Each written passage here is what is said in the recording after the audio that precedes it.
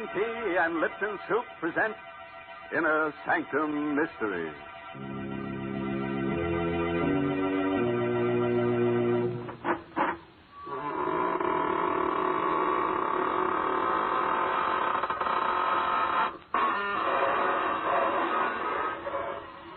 Good evening, friends of the Inner Sanctum. This is your host to welcome you through the squeaking door for another half hour of lovely chills and shudders. Oh, before we begin tonight, I'd like to give you a word of advice. If you should ever walk through a cemetery at midnight and come face to face with a transparent personality floating above a tombstone, don't be frightened. After all, you can see right through him. Good gracious, why do we have to talk about cemeteries? Because, Mary, our story tonight is about a vampire. Where else would you expect to find one if not in a cemetery? In the Vampire State Building? Well, suppose you go wait in that closet there and talk to the skeleton while I have a word with our Lipton listeners about one secret of success. You know, folks, when a Hollywood actress climbs up to stardom, it's usually because there's something different about her personality. And that's true of other success stories. Lipton Tea, for example, is the largest selling brand of tea in the world because it's different from other teas. Lipton's has that wonderful hearty flavor the tea experts call brisk, which means it's bright and zestful in taste, never wishy-washy or flat. Now, don't take my word for it. Compare Lipton's to other teas yourself. That's the real way to discover Lipton's rich, full flavor, Lipton's extra flavor that brings you all the goodness of a superb tea. It's full-bodied and satisfying with a smooth, mellow tang that brings you real enjoyment. So pour yourself a cup of Lipton tea, folks, and then see for yourself what a difference that brisk flavor makes. That's fine, Mary, but quietly, my dear. Why the whisper, Mr. Hunt? Don't make too much noise or you'll wake the dead. And we don't want to do that because tonight's story is called The Undead. It's an original radio play by Milton Lewis. Yes, and our star tonight is Anne Seymour, who plays the role of Diana. I was alone here in the penthouse sleeping. The doors leading to the terrace were open. Suddenly, I was awakened by a queer, whirring noise that sounded like the flapping of wings. I opened my eyes. Moonlight filled the room. It was one of those clear, cloudless nights. Yet the winds moaned and howled like weeping women. Somewhere, a dog howled. I sat up, peered into the green light of the moon. Could see nothing at first. I lay down again. My eyes were half closed. And I heard it again. The sound of wings beating on the air. Told myself it was nothing. Until out of the queer green shadows that surrounded me like a mist, I saw a pair of blood-red eyes close to my face. No, they weren't human eyes. They were rimmed with green. And they glittered like glass in the dark. I looked closer. Too frightened to move. Too terrified to cry out. The thing that seemed to be flying round my head looked like a bat. Yet it wasn't a bat. Suddenly it floated down. I felt soft fur on my neck. Then my throat was pierced with a sharp, terrible pain. I started screaming, "Let me go! Let me go! Richard! Where are you, Richard? Richard!" Go on, Diana. When I felt your arms around me, I knew I was safe, Richard, but it was the most horrible dream I ever had. Yes, I know, darling. You were hysterical. What do you think it meant? Well, nothing. Nothing, of course, dear. Everyone has nightmares like that sometime or other. But it was so vivid. I could almost swear it happened just as I told it to you. Now, Diana, do you really believe you've encountered a vampire? I know it sounds ridiculous, darling. Listen, baby, you're living in New York City on top of an 18-story building. This is 1945, not the Middle Ages. Well, the whole notion is just rubbish. I tried to tell myself it was nonsense, too. But somehow...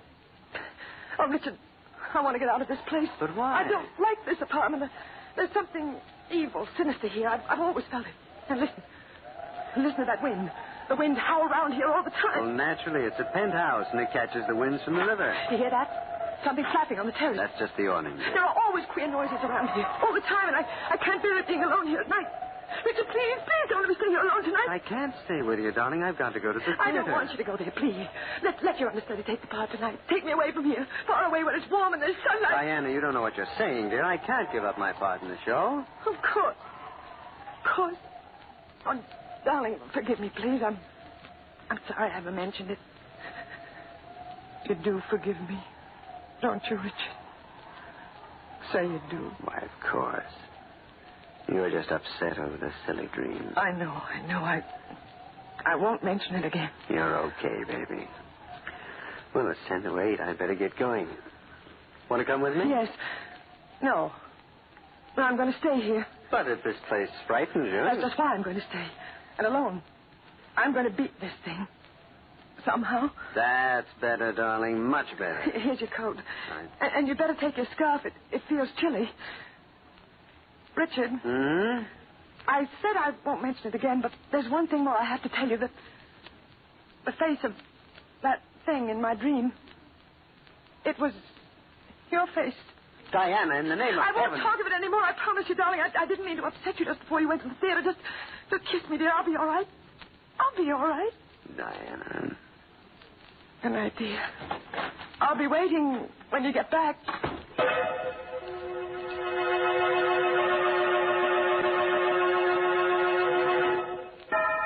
It was just midnight, 2 nights later. I was waiting for Richard to come home from the theater. I was going through his desk looking for a postage stamp, and I found something that turned my blood to ice. It was a newspaper clipping dated 10 years ago. The picture of a man, and under it the caption, "Prominent real estate operator Richard Barker, found dead of a sudden stroke." I looked at the picture again. There could be no doubt of it. It was Richard. I read further. The deceased will be buried at Woodlawn, Greenlawn Cemetery after services in the Westland Funeral Chapel. Good evening, Diana. Richard. Why, what's the matter? You seem startled. I didn't hear you come in. Have you been brooding again? No, Richard. Of course not. Well, how do you feel tonight? Not very well. Weak? Weak, sleepy, ill. Well, no wonder. You've hardly been eating a thing. And I know that you never catch a wink of sleep. I told you I can't sleep in the daytime as you do. As you do. Why are you staring at me like that? Why? Why do you sleep in the daytime? I've been doing it for years. Years? What's so terrible about that? Most theatrical people do. We live and work at night. Yes, I know. Really, Diana, what is the matter with you? Nothing. You think I'm losing my mind? Well, I don't know what to think. Why are you pretending? Pretending what? That you're something other than what you are. Because I know what you are, Richard. Really? I found out. This clipping I found in your desk, it tells how you died. That clipping? Oh, that. Why are you laughing? Well, you see, it's a joke. It's a gag. One of my pictures was sent to the papers, publicity for a new play, you know. And a drunken typester put it in the obituary column. It's quite an amusing story. I don't believe you. You're lying. Listen, you can't go on like this. No, don't touch me. You're not well, Get your darling. hands away from me. But I just want to kiss No, you. don't touch me. Diana, where are you going? Out of here. Diana, come back. I'll come back when I've proved something to myself.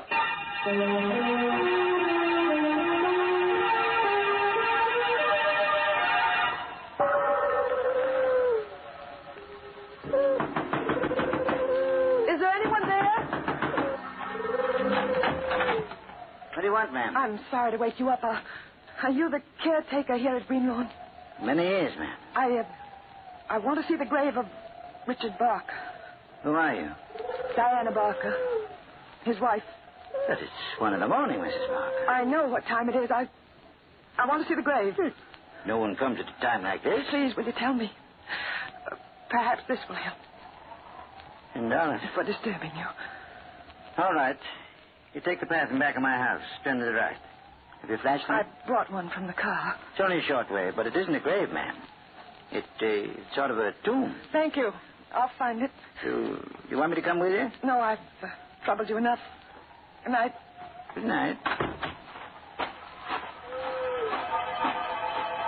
Somewhere, an owl was howling, as though warning me not to go on with this insane adventure. But I knew I had to continue. I had to be certain. I followed his directions along the path to the cemetery. The moon poked yellow fingers through scudding clouds as though showing me the way. I was frightened. Terrified. There's nothing to fear from the dead. I kept telling myself that to keep up my courage. The dead. Perhaps they were right. There was nothing to fear from them. But the undead. There it was. A tomb. The inscription was clear. Here lies Richard Barker, born May 7th, 1890. Died September 4th, 1935. There was a lock on the door. It was old and rusty. I'd come this far. I made up my mind. I picked up a stone. Smashed the lock. I opened the door. Blackness. Inky blackness, such as one imagines one would see at the end of the world. Turned on the flashlight I took from the car. Coffin was lying in the center of the tomb, on an altar. I felt my heart beating wildly, like a throbbing drum inside me. With a trembling hand, I opened the coffin. I looked down on a ghastly white satin lining. That was all there was in the coffin. There was nothing else. It was empty. I looked up. There was a face staring at me in the shadows of the tomb. It was Richard. Diana, I knew you'd come here.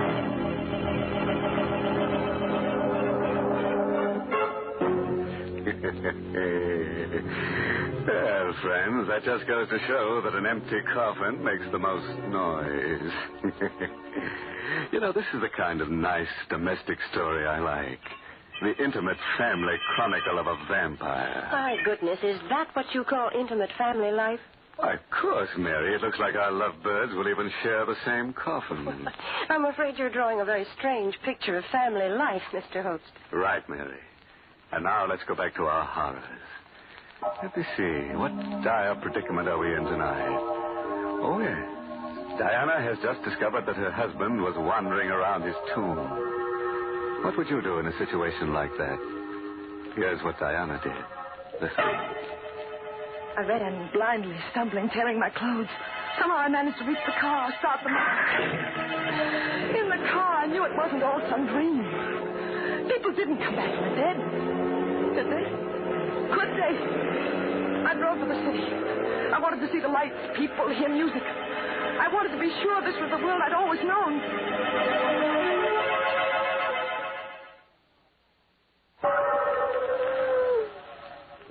I tried to think. I tried to reason. I tried to understand what had happened to me. Because I knew something was happening to me. Something that I dreaded. I was becoming like them.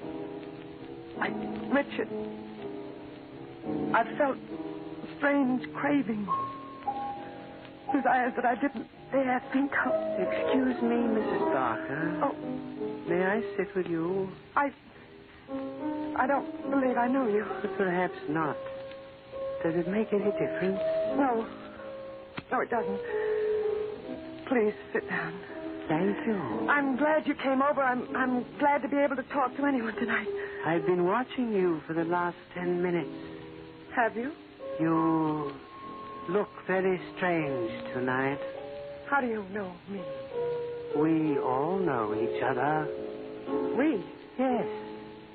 You realize you'll be dead soon. Dead? At least what they call dead. You know what's happened?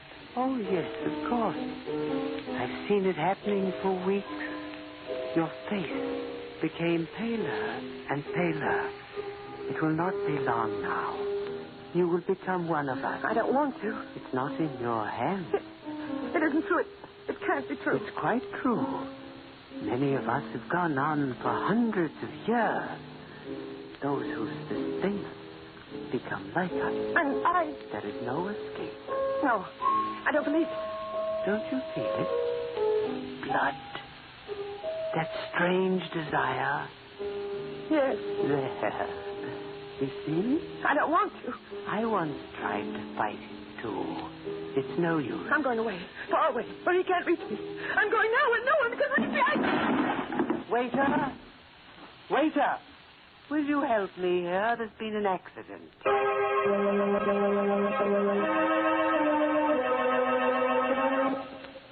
Everything is going to be all right, Diana. Just lie here and rest quietly. You're in your own home. I opened my eyes and saw Claudia, my older sister. Never was so glad to see anyone in all my life. Claudia had always helped me, always advised me. She'd know what to do. You want something to eat? No, I'm not hungry. But the doctor said you'd have to eat. How did I get here? You collapsed in a cocktail lounge. They brought you home. When? Last night. It's dark out. You've been sleeping almost 24 hours. Where's Richard? At the theater. Poor boy, he was so worried about you. Was he? He sent for me. I've been with you since last night. Diana, what happened? It's terribly difficult to explain. I sometimes think I'm losing my mind. I'd be sure that's what it is if I hadn't found out differently. Tell me about it. I found out Richard is dead. He's been dead for 10 years. What are you talking about? It's true, Claudia. I went to Greenlaw and I saw his tomb. I opened it and the coffin was empty. Diana. I know what you're thinking, but I'm not insane. He never sleeps at night. Now I feel this strange craving. Claudia, don't steer. You know what you're saying. Yes, I know it sounds wild, fantastic, but I haven't told this to anyone, but it's true. There are things in this world you only think are primitive superstitions, but Claudia, you must believe me.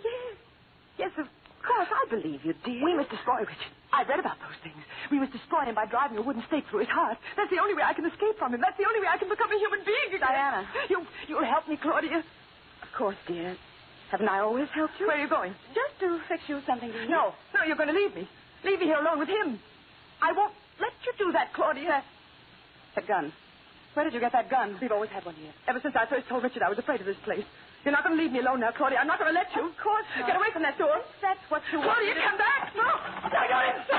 No. Gone. Insane. She was so sure I was insane, she didn't even give me a chance to explain. I was alone in the house. I felt terribly weak. I wanted to sleep. I wanted to sleep forever and ever. But I knew if I lay down and closed my eyes, I might never open them again. Never open them and see the world as you or I used to. I'd be something else. I looked at the clock. Almost midnight. Richard would be coming back any minute. I ran to the door, locked it from the inside with a safety bolt. What to do? What to do? Police. I ran to the telephone. Operator? Hello, operator. Get me the police and hurry, please. 1 moment. Hurry, will you? This is a matter of life and death. Hello, are you ringing them? Police department. Sergeant Kilway talking. Hello, police. You've got to help me. Yes, what is it, lady? My husband, he's going to do something to me tonight. He's going to make me what he is. What's that, lady? He's been dead for 10 years. I saw his empty coffin. That's proof, isn't it? That's evidence. You always want evidence, and there it is. Now, do you understand? Well, I'm not sure I do, lady. What's your name? Diana Barker. Well, all right. Now, calm down. Tell me where you live. I live... Oh, you think I'm insane, too, don't you? I didn't say anything. You think I'm crazy, just as Claudia does. If you'll just give me the address, lady. Oh, what's the use? Please, lady. No one believes it. I know I'm not insane. I know it, and yet... What's that? His key in the lock. He can't open it. It's bolted from the inside. He's trying to get in. But he can't. Not with that bolt. I won't open it. I won't. I'll just pretend I don't hear it. I'll cover my ears with my hands and I won't hear it. He can't get in here. If I can keep him out until daylight, I'll be safe. Safe. Suddenly, the doorbell stopped. I knew he hadn't gone away. I could feel him near me. But he couldn't get in. No, he couldn't get into the penthouse. There was no way to get in unless he came through the terrace. And there was no way to get on the terrace unless he could fly. Fly. The wind was screaming. When I turned to look at the French doors leading to the terrace, It was impossible. He couldn't. And yet, the doors burst open. The wind blew through the house like a cyclone. The airframe and the double doors. Stood Richard. Why didn't you let me in? How did you get out on the terrace? Never mind. What are you doing with that gun? Don't name me, Richard. Diana? Go away. Go away and leave me alone. Give me that gun. No. I'm warning you, Diana. You'd better give it to me. If you take another step toward me, I'll fire. Diana. You see? The bullets. They didn't harm you. No. But I didn't miss. No. It's empty. You see? It didn't do any good. What are you going to do? I'm going to put an end to this once and for all, Diana. An end? And I've prepared for this. I have a knife. You see? Richard. Don't be afraid, Diana. You won't quite die. No, don't. Come here, Diana. No, Richard, no. You're making too much trouble while you're alive. Help me, someone! They got me! No!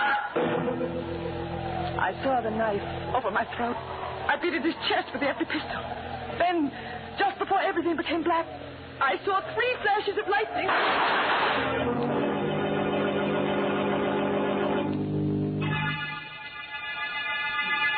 Go on, Mrs. Barker. When I woke up in the hospital, Inspector, I couldn't believe that I was still alive.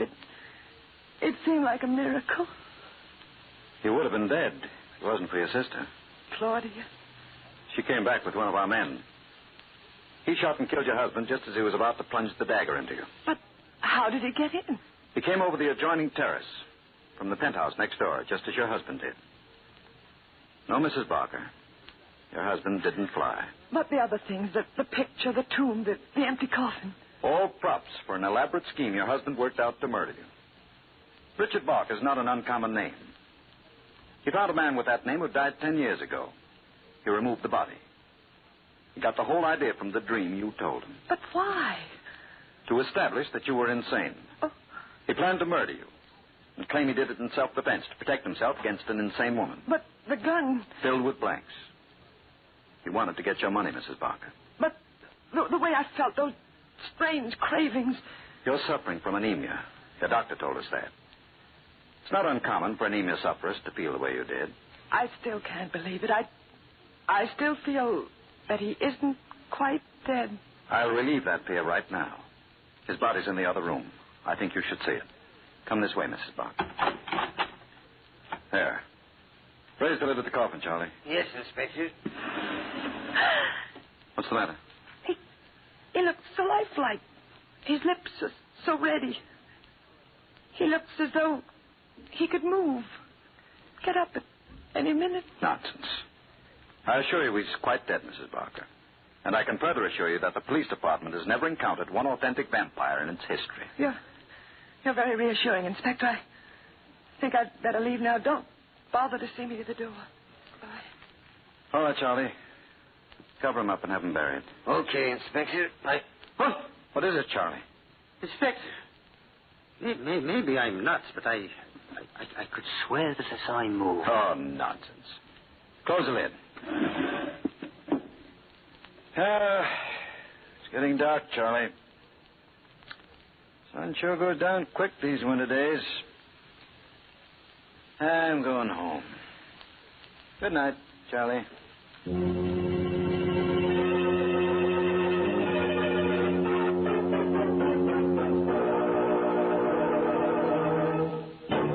Well, friends, do you think Richard is really dead?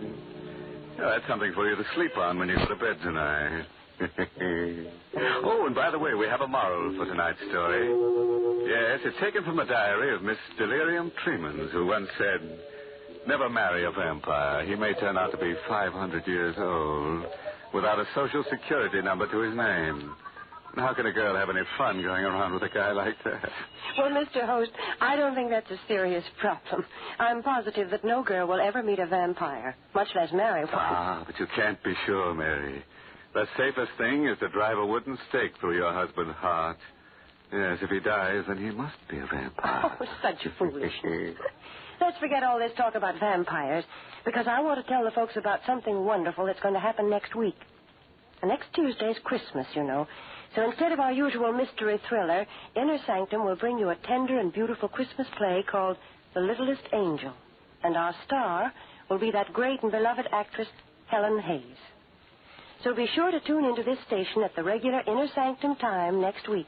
I promise you, The Littlest Angel, starring Helen Hayes, and brought to you by the makers of Lipton Tea and Lipton Soup, will be the crowning pleasure of your Christmas day. That sounds great, Mary. You know, Christmas is really wonderful. There's something about it that gets even the most hardened characters. Oh, by the way, this month's Inner Sanctum mystery novel is The Fearful Passage by H.C. Branson. And don't forget what Mary told you, friends. Next week, we'll bring you Inner Sanctum's special Christmas program, directed by Hyman Brown and starring Helen Hayes, America's First Lady of the Theater. There'll be no gore, no chill. Not even one little murder, believe it or not. The holiday spirit is getting even us.